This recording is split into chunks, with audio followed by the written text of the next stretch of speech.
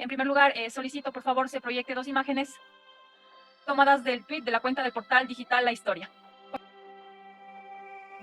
Gracias, señora presidenta. Es un tweet enviado al portal digital La Historia, dirigido por el señor Marlon Puertas. Me permito leer el texto del mensaje del señor Leonardo Cortázar a Marlon Puertas. Buenas noches. No hice ningún aporte económico. Pertenecí a un grupo de gente guayaquileña que apoyó territorialmente dentro de organizaciones sociales al correísmo en esa época. Aclaro, nada económico, solo contingente. Sin embargo, creo que negar es absurdo y seré firme al respecto, ya que las pruebas que tiene Fiscalía del aporte económico que sobrepasa el $1.000.000 en efectivo, insumos médicos, entre otras necesidades que hicimos a la campaña de Guillermo Lasso con Rubén a través de Danilo Carrera. Quiero que sepa que he realizado las gestiones necesarias para colaborar ante Fiscalía y decir la verdad, reconociendo mis errores y haciéndome responsable ante la ley de mis acciones. En el segundo mensaje del señor Leonardo Cortázar a Marlon Puertas, con la hora referida, 8:42 p.m., el mensaje dice: Marlon, por favor, ¿me puedes indicar si va a ser pública mi respuesta?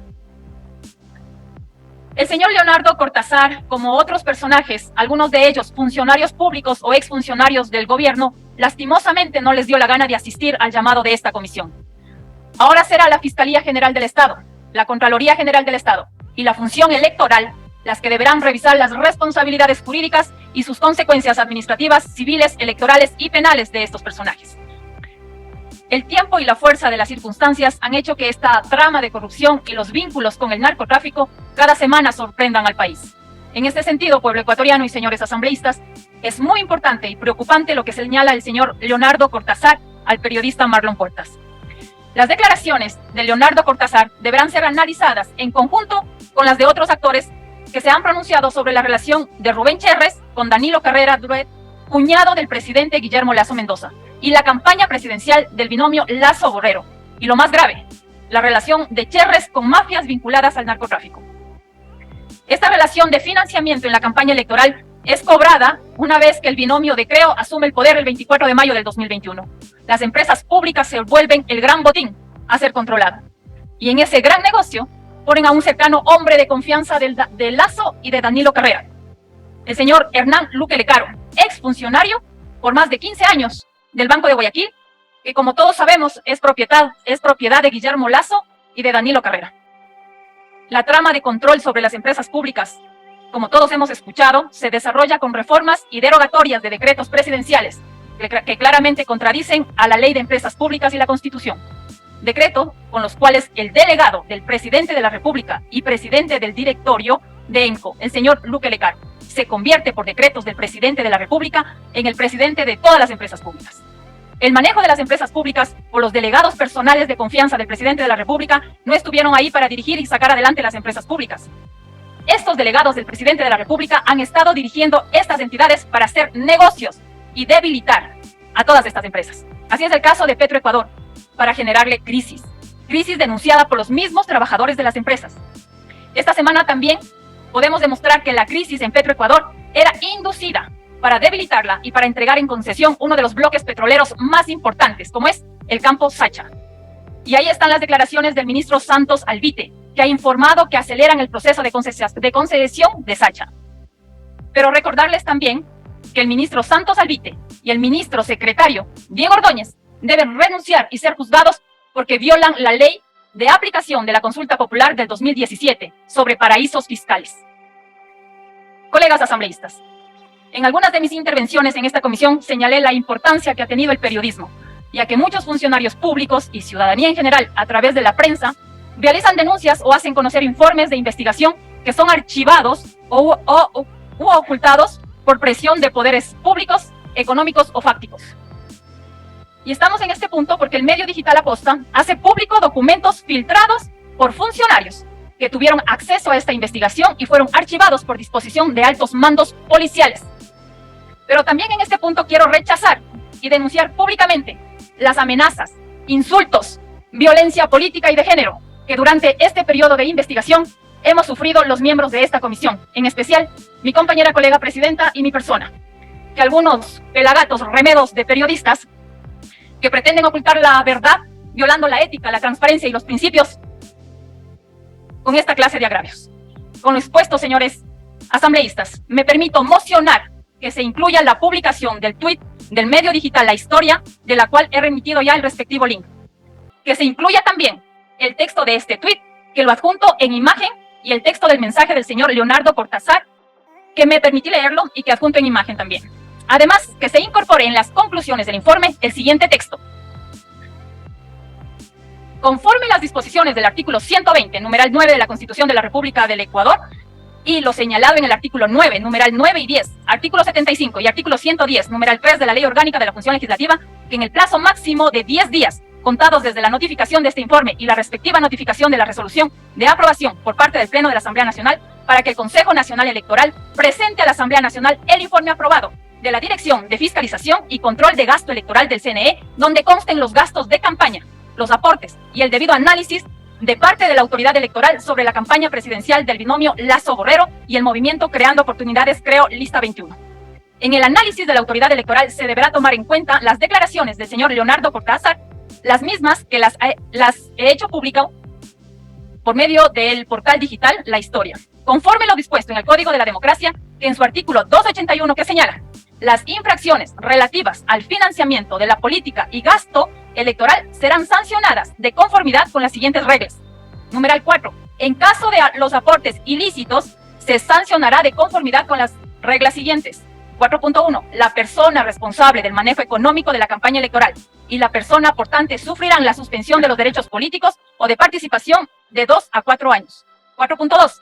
La candidata o candidato electo o no se le multará con el doble del aporte ilícito recibido. Perderá además el cargo para el cual fue elegido si se comprueba que recibió dolosamente contribuciones ilícitas, sea que éstas hayan sido entregadas a él personalmente o su jefe de campaña o a quien fue responsable del manejo económico de su campaña. Este estará obligado a informar en forma inmediata sobre todos los aportes recibidos. 4.3. En el caso de existir indicios de que los aportes ilícitos provienen de actividades ilegales o delictivas, el Consejo Nacional Electoral o, de ser el caso, el Tribunal Contencioso Electoral pondrán estos hechos en conocimiento de la Fiscalía General del Estado. Compañeros legisladores, compañera presidenta, hasta aquí mi moción, también mi intervención. La moción que acabo de leer ha sido ingresado por los canales correspondientes. Muchas gracias, colegas legisladores. Consulto a los colegas miembros de la comisión si respaldan la moción presentada por la legisladora Mireya Pazmiño. Sí, apoyo la moción. Apoyado. Proceda a someter a votación una vez que tiene el apoyo de los legisladores Diego Esparza, Rodrigo Fajardo y Pedro Zapata. Bien, por su disposición, señora presidenta, asambleísta Diego Esparza. Por dignidad, porque nuestro país conozca la verdad, me apoyo la moción planteada. Muchas gracias, asambleísta Rodrigo Fajardo. A favor. Gracias, asambleísta Augusto Guamán. A favor, señorita secretaria. Muchas gracias, asambleísta Gruber Zambrano. Por la verdad y por la justicia me abstengo. Esta es la misma retórica que se ha llevado en más de un mes en esta comisión. Gracias. Muchas gracias, asambleísta Pedro Zapata. A favor. Muchas gracias, asambleísta Mireya Pazmiño. Proponente de la moción, a favor. Asambleísta Viviana Veloz. A favor. Señora presidenta, me permito informar que se cuentan con 6 votos a favor y 1 abstención, existiendo mayoría para aprobar la moción presentada. Hoy es un día histórico para el país. La comisión, después de 21 sesiones que ha venido analizando cada una de las comparecencias de la información que ha recabado, presenta el informe sobre el caso Encuentro. Sin verdad, no hay justicia, pueblo ecuatoriano y colegas legisladores. Lo cierto es que hoy existe un fuego social impregnado en la sociedad ecuatoriana, en las entrañas de las autoridades que quisieron llegar a los cargos para servirse de manera más vil, sin medir ni siquiera el ingreso de mafias al país, y que esto atentaría a la seguridad del Estado y podría acabar con todo. Ahora, el Ecuador podrá entender por qué el desinterés del gobierno central en no luchar contra la inseguridad, si eran ellos mismos quienes de manera organizada armaban cada paso: aduanas, transporte marítimo con embarcaciones, permisos de exportación, superpoderes a delegatarios, contrataciones a dedo para llenarse los bolsillos con el dinero del pueblo ecuatoriano y contaminándolo de mafias, utilizando su poder para esconder informes de fiscalía como el caso León de Troya. El pueblo se pregunta, ¿qué podemos hacer para sobrevivir? ¿Qué podemos hacer para enfrentar a un monstruo que se ha enquistado en los estamentos de este gobierno y que existe una evidente falta de atención a los derechos por el gobierno? Porque a más de existir hechos de corrupción, no hay salud, no hay educación, no hay servicios básicos. Quizá es un gobierno fallido que llegó y que solo supo victimizarse y decir que sus adversarios políticos lo querían destruir. Y no fue así. Fue su misma gente sin preparación y con intenciones de beneficiarse y llevarse el dinero del pueblo que ha hecho llegar a este punto al gobierno. Es por ello que, de acuerdo a lo dispuesto por el Pleno de la Asamblea Nacional, como comisión especializada ocasional por la verdad, la justicia y la lucha contra la corrupción en el caso denominado El Gran Padrino, que como su mismo nombre lo detalla, buscó dar verdad, justicia y una lucha frontal contra la corrupción. Y es así que con un trabajo responsable, hoy contamos con una propuesta de informe que recoge toda la información presentada en esta comisión y así pueda ser debatido en esta mesa legislativa y dar por fin una respuesta a nuestros mandantes que piden, claman saber qué pasa ante estos hechos bochornosos, escandalosos, que han tachado la imagen del Ecuador a nivel nacional e internacional. Así que, compañeras y compañeros legisladores, hoy debemos aplicar de manera estricta las facultades que nos da la Constitución y la ley, que es precisamente fiscalizar para beneficio de nuestro pueblo. Nos corresponde dar el día de hoy un resultado contundente con los hechos que se han investigado y han causado indignación de todas y todos.